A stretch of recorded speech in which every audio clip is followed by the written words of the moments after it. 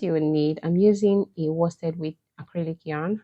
You would need a 5mm crochet hook, scissors to cut your work, some stitch markers, and a darning needle or yarn needle to weave in your ends. So with my yarn, I'm going to start by making a magic ring, and this is how I make my magic ring. So I start by creating a crisscross like this, and then I'm going to insert my hook into that crisscross, into the loop that I've created. I'm pinching down the crisscross with my thumb and my middle finger. So I'm going to insert my hook into this loop here, and I'm going to grab onto the working yarn like so.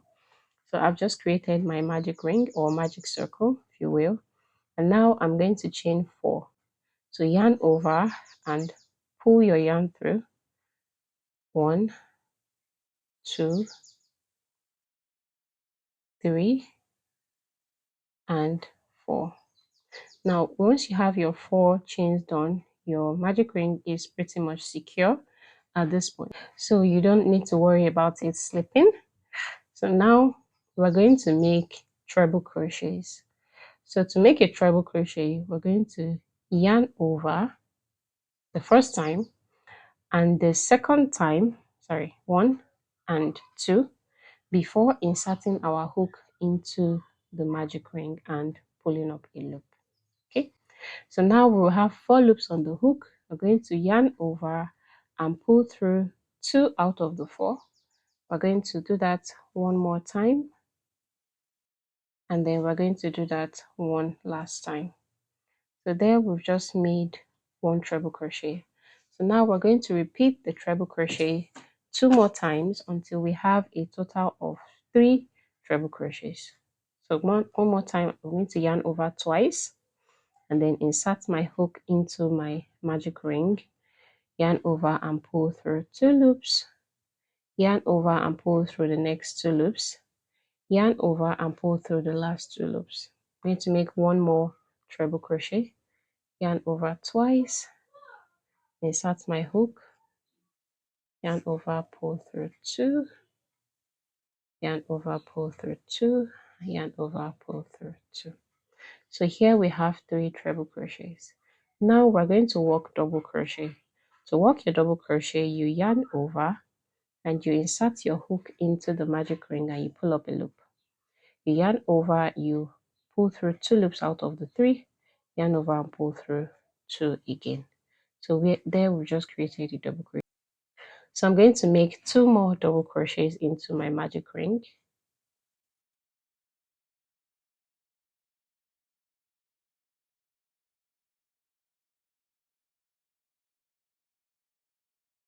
Okay, so that's 3 double crochets. Now I'm going to chain 1, and now we're going to work 1 treble crochet. So yarn over twice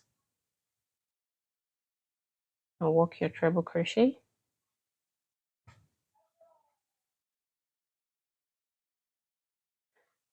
And now I'm going to make 1 chain. Okay, so at this point now we have completed the first half of the hat.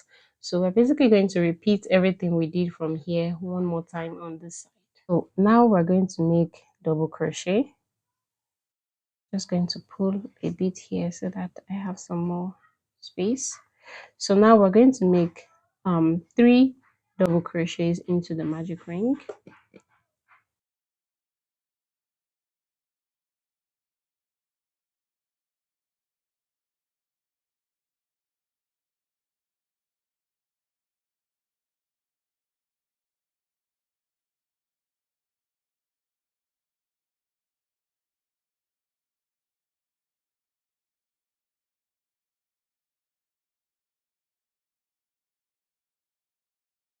So after you've made 3 double crochets, we're going to make 3 treble crochets again.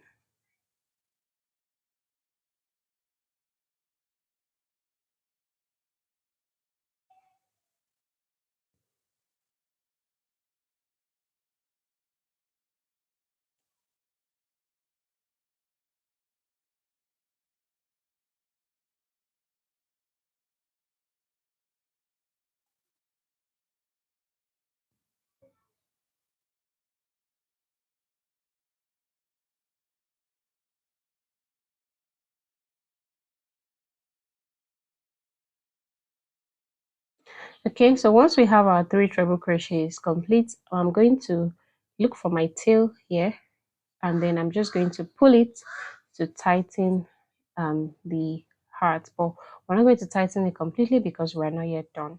So now I'm going to chain 4 like we did at the beginning. 1, 2, 3, and 4.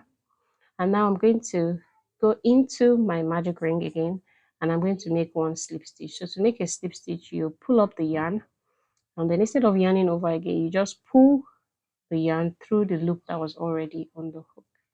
And that's how you create a slip stitch. And at this point, I'm going to grab onto the tail end and pull it tight again until my work is completely closed, like so. And like this, we've just created our heart. Okay, so now for the rest of the bookmark, I'm just going to make chains. But before I start making my chains, I like to make sure that this is pulled very tight. Okay, and to make sure it's secure, I'm going to make a double knot with my working yarn. So we have 1 and 2. And then I'm just going to weave in this end later on. But make sure you do your double knot so that it is very secure. Okay, there we have our heart. Now we're going to just make chains. So just going to do that first one to release my hook because it was pretty tight there. So now we're going to make chains. We're going to make a total of 35 chains. So 1, 2, 3, 4, 5, 6, 7, 8, 9, 10, 11, 12, 13, 14, 15, 16, 17, 18, 19, 20, 21, 22, 23, 24, 25, 26, 27, 28, 29, 30, 31, 32, 33, 34, and 35. Okay, so make sure you maintain a consistent tension when you're making your chains, because you don't want it looking wonky. You don't want some to be tight and some to be loose. You don't want there to be gaps. So make sure you maintain a consistent tension while making your chains. Also, you do not have to make this number of chains if you're making your bookmark for a smaller book. But I find that this number of chains is perfect, almost perfect for every book that I own. So this height is perfect for me. So I'm just going to grab my scissors and cut off the yarn, leaving like a 5-inch or a 6-inch tail at the bottom. So when you pull it through, just going to tighten it so that it is nice and secure. Okay, so now I'm going to weave in this end before I work on my tassel. There's going to be a tassel at the bottom here. So this is what the hat looks like, nice and pretty. So let's weave in this tail end so that it doesn't disfigure our work.